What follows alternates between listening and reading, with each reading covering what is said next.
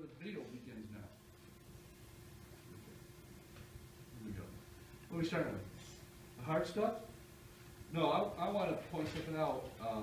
Banks and credit unions, I forgot, have money market accounts, and then investment organizations like brokerages have money market funds, or mutual fund companies have money market funds. Because these money market accounts, they can't use the word fund, even though these are almost exactly alike.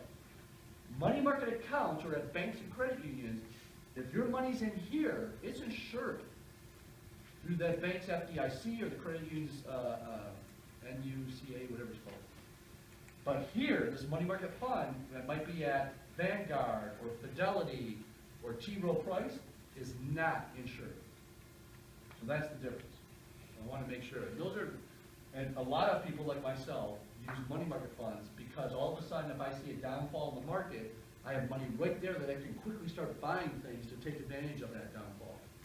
Where here, you can only, you would have to transfer it to your checking account, then transfer it to the brokerage, then buy investments. So that's the difference. So there's that. All right, calculating the APY. This is the worst part. Oh, yeah, that's the worst part. It's the hardest part of today's lecture. We're going to go to page 132.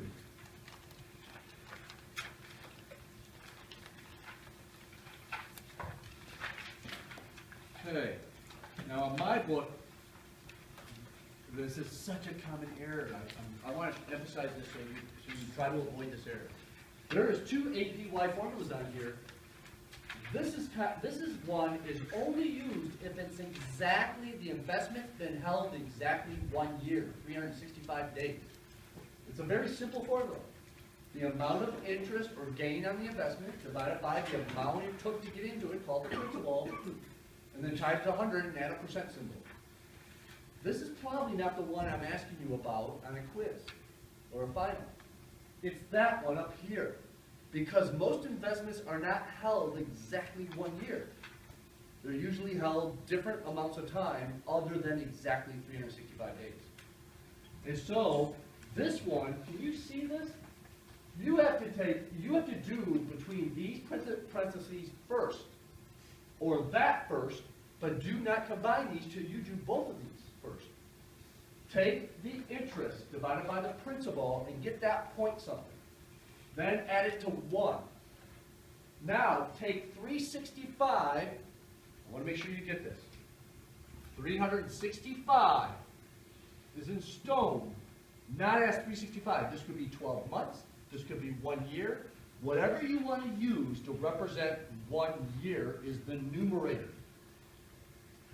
The denominator, they have to match in units of time. If this is in days, this is in days. If this is in months, that's in months. If this is in years, that's in years. But this bottom one represents exactly how long you owned the investment. In days, months, however you want to put it, they just have to be in the same units of time. This is always represents a year. This is the time you held it. And that's the exponent. Once you get that number, this 1 plus this gets to the power of that exponent calculation. Then you take that number, subtract the 1 back out. Then you take the point, whatever you're at, multiply it times 100, and throw a percent symbol on there. You want to see an example? Yeah. I don't hear from you. Whoops. Like that. All right. I'm going to post this tonight, along with some other problems from this chapter for you to use to study from. So you have things to study, that you can see it. Is that not maybe? All right, you ready? The simple ones first. You made $56.20 on an investment of $1,000, and you held it for 365 days on the nose.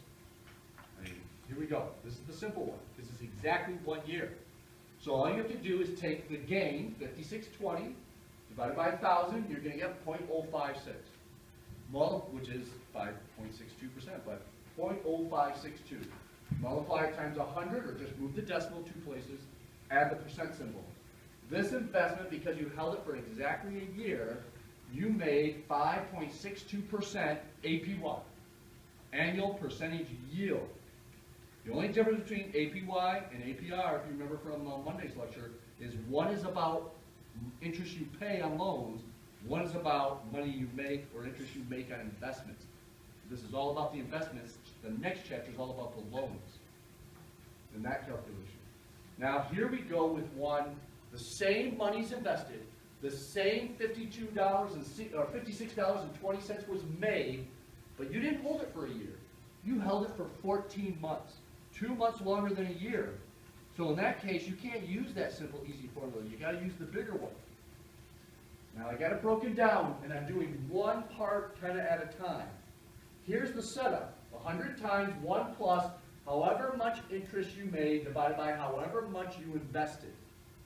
There's that. And you want to do this division right here and get the 0.0562 just like you did in the previous calculation. Then, that little half means to the power of. Just so you know, as I'm putting it there, and I put a key over here, the top hat, it equals to the power of.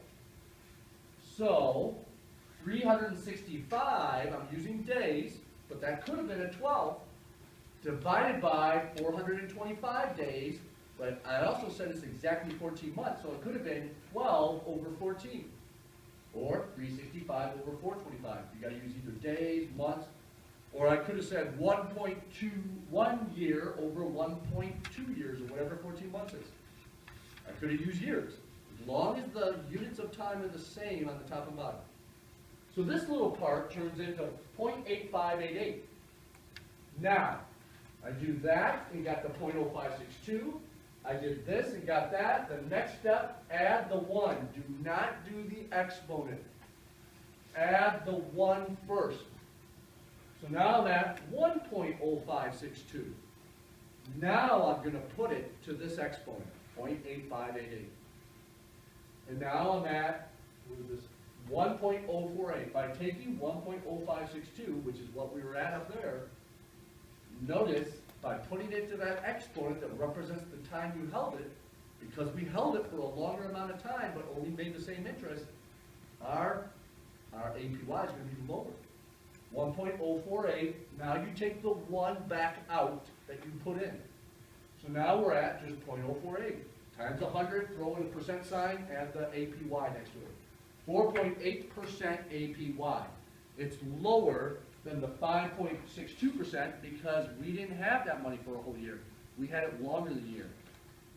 And for us to be at 5.62, we would have had to make more than $56 because we owned it longer than a year, an extra 2 months. All right? There you go. That's a good example. You print it, right? Have it. That's it. You want to see it again? Are we good? Everybody okay? Not bad, right? All right. Good. What's next on our list? CD withdrawal penalty. I know where I'm going for that. Right here.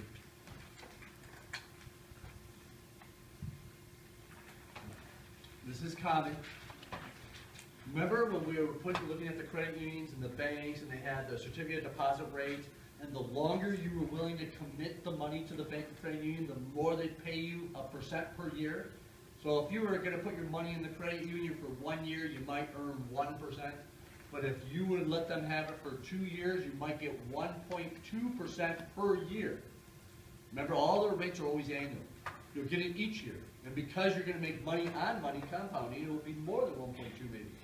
Well, in this case, let's say you go, oh, I'm going to commit my money for 5 years. You don't know what's going to happen in the next 5 years. And something happens to where, for some reason, you need that money. And you got to back out of your 5-year commitment. When you first open the certificate of deposit, you get this little folder with all the little fine print that you'll never read, probably, until something happens. And a lot of them, the most common is they'll indicate if you withdraw your money early, you have to forfeit blankety blank number of months of interest. Whatever rate it's at, you have to forfeit that amount of interest.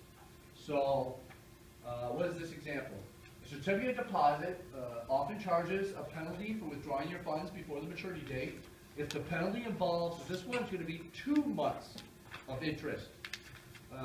What would be the amount for an early withdrawal on $20,000 5% CD? So you committed to 2 years, 3 years, it doesn't matter. you need the money. And so you gotta pay 2 months penalty. So you've gotta take it, and you gotta say, okay, what interest would I make? How much would I make for a whole year? Then divide it by 12 or 6, or however you want to do it, and multiply times 2. You're trying to figure out how much interest represents 2 months. But you're given the rate for a whole year. So 20,000 times the 5%, I should have the number there, whatever that would be, 10% would be 2,000, so $1,000. That's for a whole year. So if you multiply it by 2 over 12 months, meaning 1/6 of a year, that would be the amount for 2 months. That's 2 months worth of interest. And when whatever amount you think you're getting back out of whatever it grew to, subtract 2 months interest off it, and then they send you the rest. Now, if you just made that deposit, you made it not even get all 20,000 back, because if you didn't at least make 2 months worth of interest, you're going to have more withheld. You know, if you said, I'm committing to 3 years, 45 days go by, I need that money, they're not going to keep you from getting the money. It's your money. But you have a penalty. It's in the fine print. 2 months. You didn't even have it there 2 months. You're not getting all 20,000 back. Most people, when they run into these situations, they've had the money there a while, and they're getting more back than what they put into it in most cases. But they're not getting all the interest because of the penalty. By the way, I've seen a lot of 3 months. So just so you know, in real life, it's more like 3 months, some are 2 months, some are 4 months. So depends on how long. I just want to make sure you can calculate it. The last thing, before we have an in-class and a couple of things, but the last thing directly related to Chapter 4 is balancing your checkbook. You hit that there? So I'm going to show you 2 examples. We're going to page 130. Balancing the checkbook. By the way, does anybody still write checks? I used to write a ton of checks, and now I pay for everything on the computer, except for once in a great while I have to write a check for something. But it's rare. Is everybody in the same situation, or are you still writing a lot of checks? I got paid in a check. Like You're still getting paid in a check. Which, by the way, we talked about direct deposit on Monday. What I forgot to mention on Monday about direct deposit is almost every company that has a certain amount of employees or more say you have no choice, but you have to use direct deposit. They won't let you have a check. Does everybody know what I'm talking about? Yes. Okay, so it's common enough for you guys to have experience with them, right? So that's funny that you said I get a paid check, because I haven't heard that in a long time. It was literally only one time. Oh. The rest of it was direct deposit. This was when I was working at the bookstore. Did you still get a paycheck? I know. Who said that? Isn't that something? So you had every week, and you have to go and cash or deposit it or whatever, right? Yeah. They don't charge you a fee to cash it though, because you have, as long as you're going somewhere where you have an account. Right. But I was at the credit union just the other day, and the person in the next booth wanted to cash the check, and I overheard the teller say, "Do you have an account here?" And she said, "No." She said, and the teller said, "Well, we're going to have to charge you $5. Is that okay?" And she said, "Yeah, sure." I was like, $5 means a lot to me. I can't believe she said yes. I'm like, wow. Didn't care about $5. Well, I just can't believe it. But anyway, go ahead. Where I work, I actually have to pay to get direct deposit and set up the check. What? Yeah. What do you mean? They're charging you to set it up? No, like, you get a paycheck, but if you want direct deposit, you have to pay like $1.75 that they take out of every check to give you the direct deposit. You aren't going to believe this. The company must not have enough employees, because once you have like 50 employees or more, the amount the company saves doing direct deposit instead of having to do the checks. I mean, I've been at companies where we subcontract payroll companies. Anybody heard of ADP? They're one of the big ones. You guys have? ADP was who I did a lot of business with back in the old days. And the amount of money we saved when we switched to direct deposit instead of having all those checks generated, that's crazy that they're saving money and charging the employee at the same time. That's what's... Yeah, it's weird. That is very weird. They're obviously they're getting charged $1 or something for something, but I don't know what. I don't know what it could be. Like I know a lot of places that don't do enough Visa business. So when you have a contract with Visa and you're willing to accept Visa or MasterCard, you as a business have to pay a base fee for every transaction and a percentage of the sale. I mean, it's a very small amount, but when you add all the transactions up, that's a big deal. And how it works is you electronically transfer all the transactions for the day. Yeah, it's been so long, I can't remember what it's called, a bin maybe or something, a bin. And then the next day, they transfer electronically the money into your account, and they electronically send you the list of everything they're paying for, which is usually the previous day's visas. But you'll see the fee, they take their fee right out. And then there's all the transactions, then there's their fee. And when you have a ton of transactions, that fee is not small. And so I see where a lot of businesses say, look, I got to pay a lot in fees for these Visa transactions. And they'll say, if you're going to use Visa, there is a 0.25% fee or something like that. When you go to some web pages and you're going to use a credit card, there's a small little fee for using that credit card, and that's because of that transaction. So I try to avoid the fee. I'll use electronic check, which a lot of websites will say, if you use electronic check with the routing number and the account number, you get to avoid then that Visa fee, and that's what the deal's about. So now here's another thing: if a customer is not happy, satisfied with something they bought with a credit card, the business side of it, you'll get your list of all the transactions, you'll see the fees taken out, and then you'll see how much is being transferred into your account each day because of Visa transaction or MasterCard, whoever it's with. And then all of a sudden, once in a while, you'll see where they withheld a large amount of money. Someone's Visa whole charge, not just a percent, their whole charge. And then you'll later get an email with an explanation. This person is fighting this charge, they're disputing it for whatever reason, and then now you can't as a business, get that money. The whole Visa program is always in the favor of the customer. That's the advantage of using a credit card, by the way.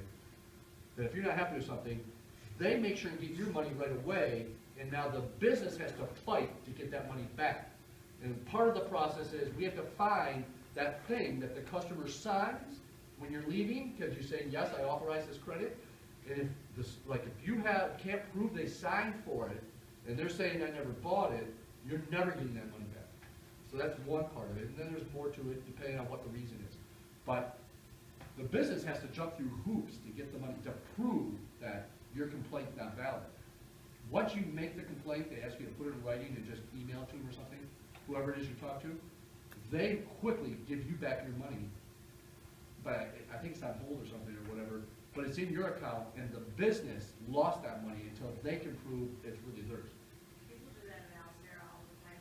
Where they'll call and say, I didn't buy that or something like that, then you guys gotta run through circles to try to prove that they signed for it, they did authorize. Like service transactions.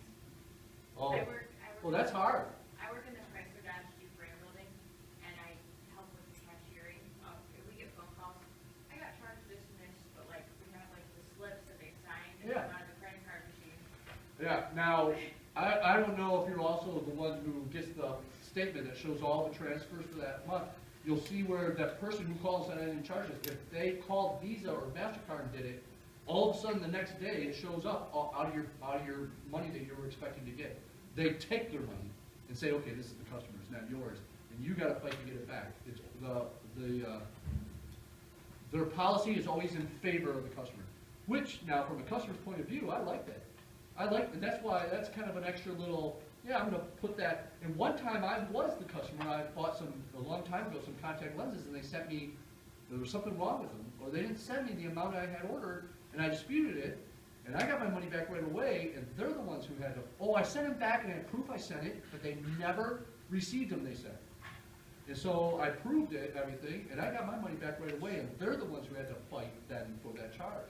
So the way from the customer's point of view, since it's in your favor, it's kind of nice. And it really encourages you to use it. Just don't pay any interest on it. Pay it off in full every month so you get charged. No finance charges. That's how it works.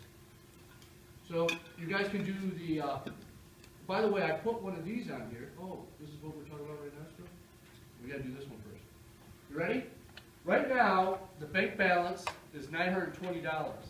And your checkbook says it's $1,041. You just got your statement in the mail. Banks and credit unions are getting statements out so fast now. It's like the first of the month or second of the month at the latest. And it's a different balance from your checkbook.